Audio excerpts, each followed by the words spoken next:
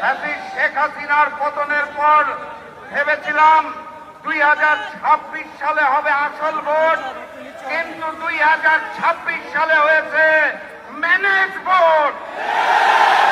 London থেকে ওই মুফতি সাহেব এসে জনগণের সমর্থন আদায় করতে না পেরে প্রশাসনকে ম্যানেজ করে, ডিপ স্টেটকে ম্যানেজ করে, কমিশনকে ম্যানেজ করে, সরকারকে ম্যানেজ করে ম্যানেজ ভোট আয়োজন করেছে।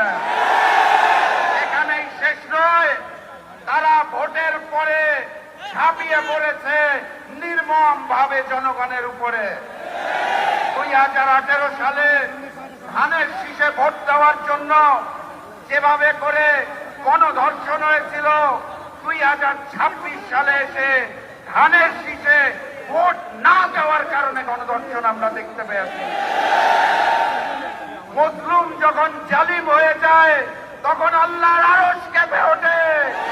আমি লন্ডনের মুফতি আর নতুন জালেমকে বলতে চাই, মজলুমরা হারতে জানে না, মজলুমরা কাঁদতে জানে না, মজলুমরা থামতে জানে না।